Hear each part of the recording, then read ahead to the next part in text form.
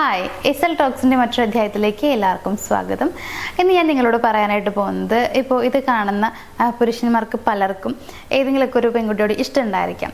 അപ്പോൾ ആ ഒരു പെൺകുട്ടിയെ അട്രാക്റ്റ് ചെയ്യണമെന്ന് ഉള്ളിൽ ആഗ്രഹം ഉണ്ടായിരിക്കും. പക്ഷേ തുറന്ന് പറയാൻ പേടിയുണ്ടാവും. അപ്പം ഞാനൊന്നും പറയാതെ എങ്ങനെയാണ് ആളെ അട്രാക്റ്റ് ചെയ്യാനായിട്ട് പറ്റുക, ഇങ്ങനെ ചിന്തിക്കുന്നവരുണ്ട്.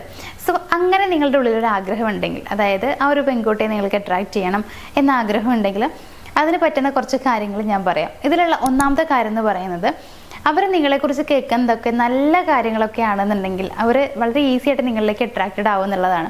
അതായത് നമ്മളിപ്പോൾ ഒരാളെക്കുറിച്ച് കേൾക്കുന്നതൊക്കെ, നമ്മുടെ അടുത്ത് ആരാളെക്കുറിച്ച് പറയുകയാണെങ്കിലും ആൾ നല്ലൊരാളാണ്, നല്ലൊരു പേഴ്സണാലിറ്റി ഉള്ളൊരു പേഴ്സണാണ്, അല്ലെങ്കിൽ കരിയറിൽ ഇത്രയും ശ്രദ്ധിക്കുന്ന ഒരാളാണ്, അല്ലെങ്കിൽ ഇന്നതൊക്കെ നേടിയിട്ടുണ്ട്, മറ്റുള്ളവരോട് സംസാരിക്കുമ്പോൾ അത്രയും ബഹുമാനമുണ്ട്, ഇങ്ങനെയുള്ള കാര്യങ്ങൾ. അതായത് ഇങ്ങനെയുള്ളതെന്നല്ല, കൂടുതലും നല്ല പോസിറ്റീവായിട്ടുള്ള രീതിയിലാണ് നമ്മൾ കേൾക്കുന്നത് ഒരാളെ കുറിച്ച് എന്നുണ്ടെങ്കിൽ നമ്മുടെ മനസ്സിലെ ആളെ കുറിച്ചുള്ള ഇമേജ് എന്തായിരിക്കും? നല്ലൊരാളാണ്, അപ്പോൾ ആൾ നല്ല കിടുവാണ്, നല്ല അടിപൊളി പേഴ്സൺ ആണ് എന്നുള്ളത് നമ്മൾ വിചാരിക്കും, അല്ലേ?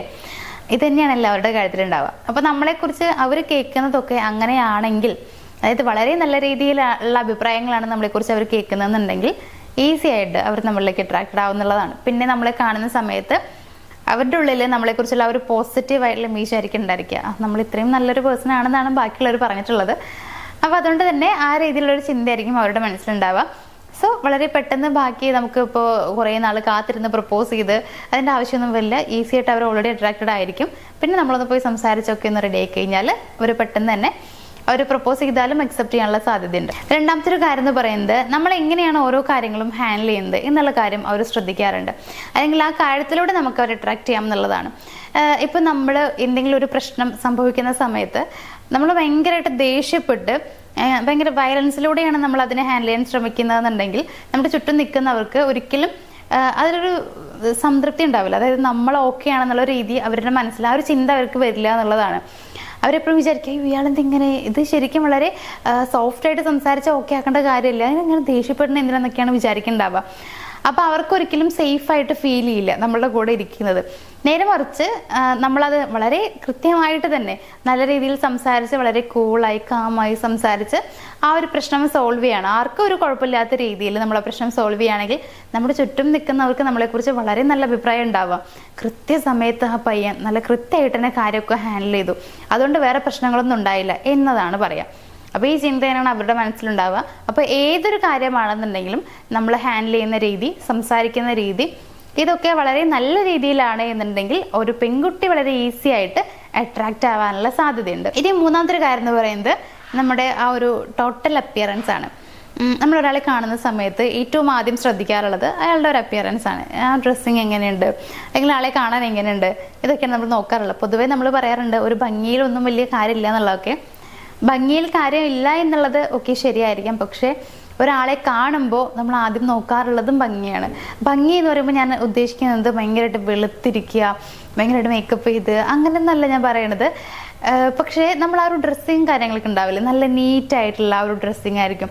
ആൾക്ക് മാച്ച് ആവുന്ന രീതിയിലുള്ള ഡ്രസ്സ് ചെയ്ത് നല്ല രീതിയിലുള്ള ഹെയർ ഒക്കെ ആണെന്നുണ്ടെങ്കിലും നല്ല രീതിയിൽ അതൊക്കെ മെയിൻറ്റെയിൻ ചെയ്യുന്ന അങ്ങനെ ഒരാളെയാണ് നമ്മൾ കാണുന്നതെന്നുണ്ടെങ്കിൽ നമുക്ക് ഭയങ്കരമായിട്ട് ഇഷ്ടപ്പെടും. ആളെ നമുക്ക് ഒത്തിരി ഇഷ്ടപ്പെടും, പിന്നെ ആളോട് സംസാരിക്കാൻ തോന്നും, അങ്ങനെയൊക്കെ നമുക്ക് തോന്നാറുണ്ട്. അത് എല്ലാ ആളുകളുടെ കാര്യവും അങ്ങനെ തന്നെയാണ്. അപ്പോൾ അതുകൊണ്ട് തന്നെ നമ്മളെ ഇപ്പോൾ പെട്ടെന്ന് അവർ കാണുമ്പോൾ, അല്ലെങ്കിൽ ആദ്യമായിട്ട് കാണുന്ന സമയത്ത് നമ്മളുടെ അപ്പിയറൻസ് ആണ് അവർ ശ്രദ്ധിക്കുന്നുണ്ടാവുക. അപ്പോൾ അതുകൊണ്ട് തന്നെ നിങ്ങളുടെ ഒരു അപ്പിയറൻസ് എപ്പോഴും നല്ല രീതിയിൽ മെയിൻറ്റെയിൻ ചെയ്യാനായിട്ട് ശ്രമിക്കുക.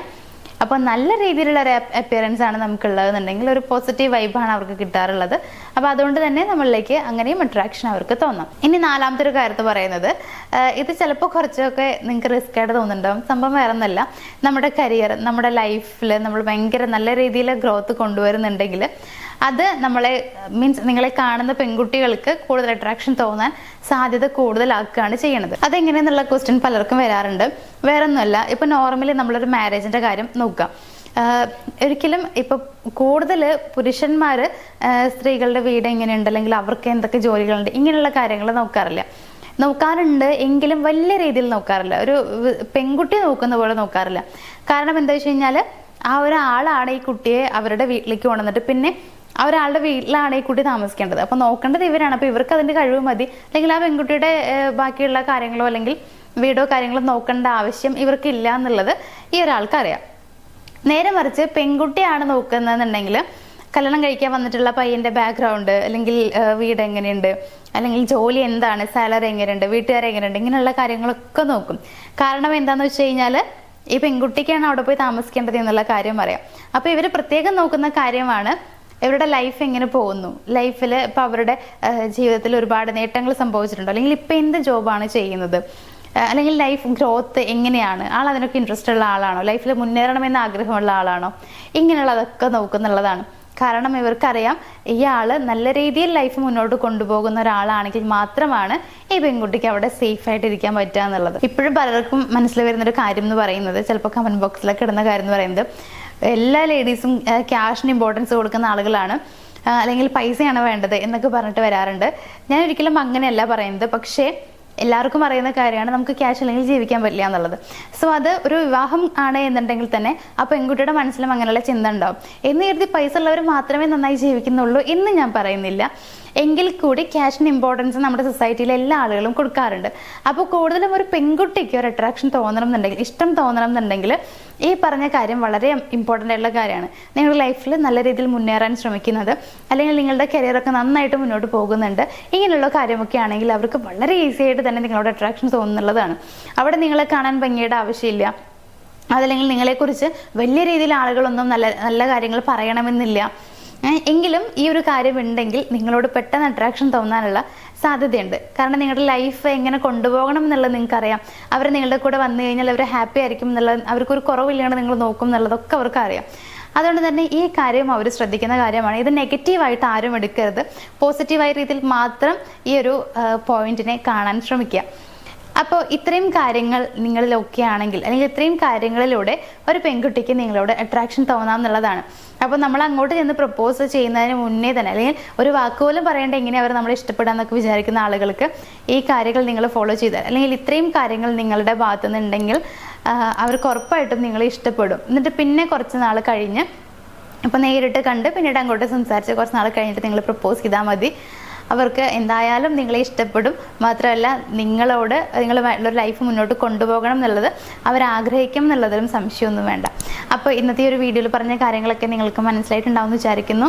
അതോടൊപ്പം നിങ്ങളുടെ റിലേഷൻഷിപ്പിൽ എന്തെങ്കിലുമൊക്കെ പ്രശ്നങ്ങൾ നിങ്ങൾ ഫേസ് ചെയ്യുന്നുണ്ടെങ്കിൽ അതിനുള്ള സൊല്യൂഷൻ നിങ്ങൾക്ക് ആവശ്യമാണെന്നുണ്ടെങ്കിൽ നമ്മുടെ സ്ക്രീനിൽ കാണുന്ന നമ്പറിലേക്ക് നിങ്ങൾക്കൊന്ന് കോൺടാക്ട് ചെയ്യാം. അപ്പോൾ ഇന്നത്തെ ഒരു വീഡിയോ ഞാനോട് വൈൻഡപ്പ് ചെയ്യുകയാണ്. നമുക്ക് മറ്റൊരു വീഡിയോയിൽ കാണാം. താങ്ക്